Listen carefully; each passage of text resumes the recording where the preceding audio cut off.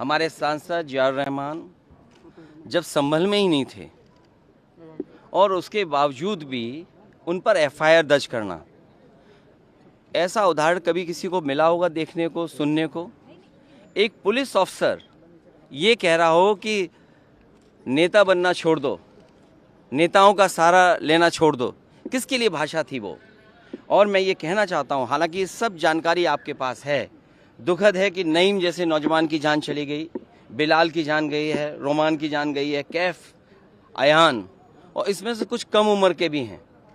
मुझे याद है जब मैं लखनऊ में प्रेस कर रहा था, उस समय जो जानकारी थी और जो जानकारी छिपाई जा रही थी, जब वहां पर लोकल स्तर से जानकारी हासिल हुई, तब मैंने कहा कि नईम की जान गई है और पुलिस की गोली से गई है।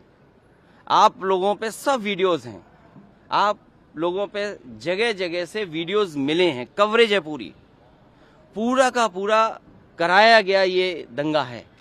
और किसने कराया? सरकार ने कराया, क्योंकि सरकार जो बेईमानी कर रही थी, सरकार जिसने वोट लूटा, सरकार ने जिसने मशीन पर ईवीएम की बटन बार बार पुलिस से दबाई, प्राइवेट ड्रेस में पुलिस लगाई, उस चुनाव में इनकी धांधली, इनकी चोरी न पकड़ी है, इसलिए जानबूझ करके संभल में घटना कराई है। और मैं पढ़ना चाहता हूं, संभल की शाही जामा मस्जिद के खिलाफ 19/11/2024 को सिविल जज चंदौसी संभल में एक याचिका डाली गई।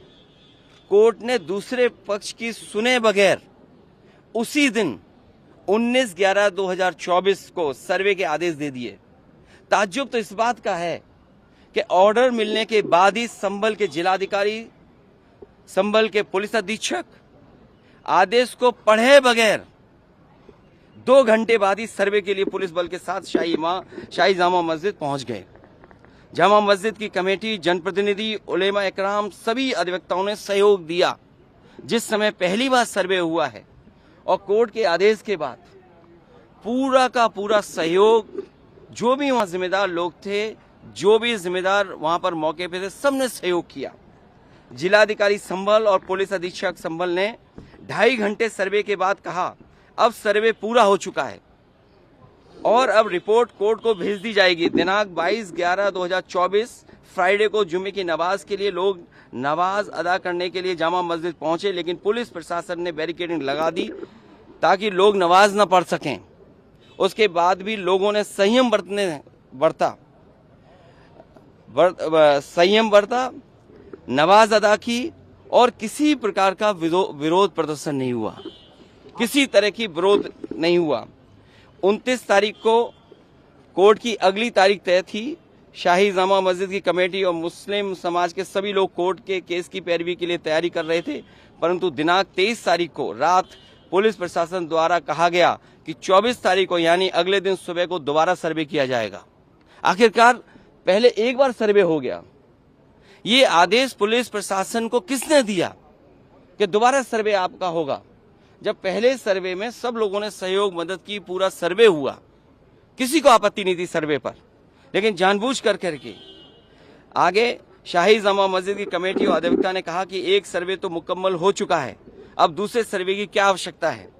कोर्ट के आदेश का हमने पालन कर दिया, अगर दूसरा सर्वे करना है तो दोबारा आदेश करवाएं, कोर्ट के आदेश के बाद हम दोबारा सर्वे करा देंगे। लेकिन जिलाधिकारी संभल और पुलिस अधीक्षक संभल ने कोई सुनवाई नहीं की और तानाशाही दिखाते हुए और सुबह के वक्त से पहले शाही जामा मस्जिद आ गए। शाही जामा मस्जिद कमेटी और मुस्लिम समाज के लोगों ने फिर भी धैर्य रखा और दोबारा सर्वे के लिए अंदर ले गए।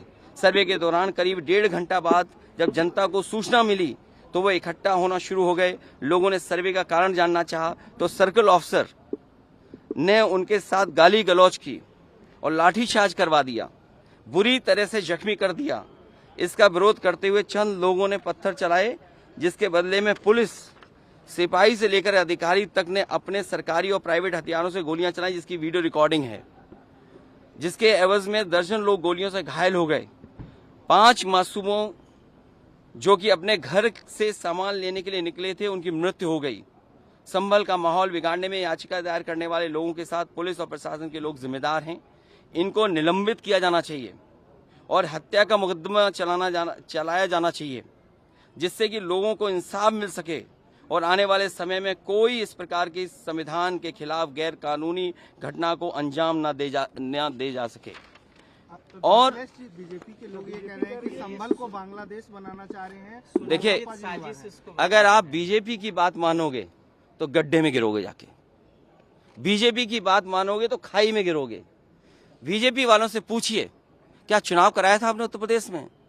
कोई ऐसा मुसलमान भाई नहीं था जिसको इन्होंने रोका ना हो। लाठी से, बंदूकों से गाली गलौज की इन्होंने। हम लोग लगातार कहते रहे और फिर बीजेपी के पास जवाब क्या? जब चुनाव आयोग को शिकायत की गई तो चुनाव आयोग ने खाना पूर्ति कर करके कुछ अधिकारियों के खिलाफ कार्रवाई की। क्या ये बता सकते हैं क्यों कार्रवाई हुई थी उनके ऊपर? क्या वोट रोकने का अधिकार था? क्योंकि वोट लूटने पे चर्चा न हो। ये लोग लूटने वाले लोग हैं, इनके लिए लोग कोई मायने नहीं रखते, लोग मायने नहीं रखते। इन्होंने तंत्र से समर्थन लिया और तंत्र से ही अन्याय कर रहे हैं। उनका सीधा साधा फार्मूला है, पहले वो अन्याय करते हैं, अगर आप अन्याय का विरोध करोगे तो आप उन्हीं के अधिकारी आपके खिलाफ तमाम मुकदमे दर्ज करा देंगे। क्या जियाउल इस्लाम वहाँ थे? हमारे विधायक वहाँ थे, सांसद थे क्या वहाँ?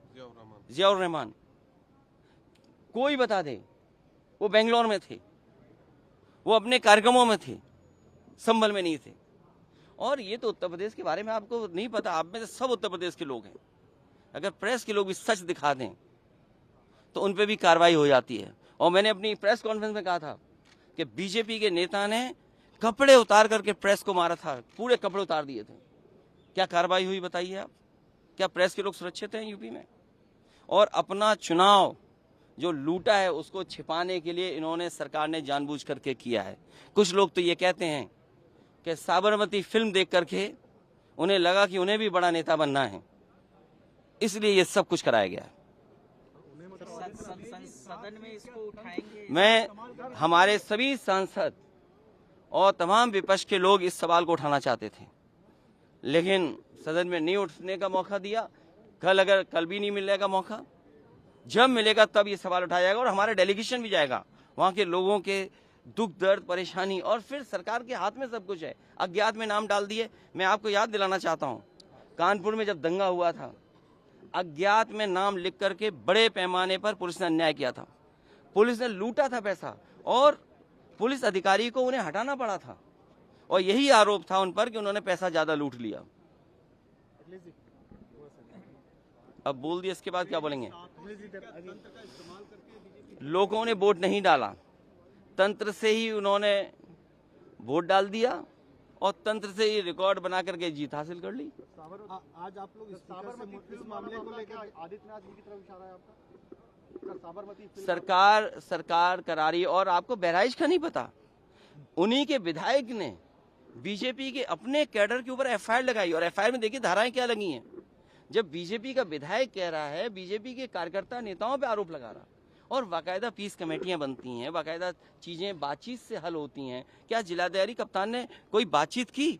जब उसका पक्ष तैयार था सर्वे के लिए, सर्वे आप कर लीजिए, आप रिपोर्ट लगा दीजिए। आप किसी की बात ही नहीं सुनना चाहते हैं कोर्ट में, आप अपनी मनमानी करना चाहते हैं। तो आखिरकार कौन निर्देश दे रहा है मनमानी के लिए? आखिरकार कहाँ ऐसी ताकत है जिसके आगे सब झुक रहे हैं और अन्याय कर रहे हैं? ये लगातार अन्याय उत्तर प्रदेश में हो रहा है। ये इसलिए हो रहा है क्योंकि अपनी नाकामी छिपाना चाहते हैं, और सबसे ज्यादा कमजोर जो लोग हैं उनकी तरफ ही जाना चाहते हैं। धन्यवाद। इसी तो उन पे एफआईआर दर्ज क्यों हो गई, या उनका नाम क्यों डाल दिया गया?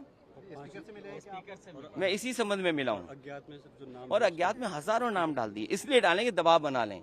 और पुलिस तो जानते हो कैसे काम करती है यूपी की।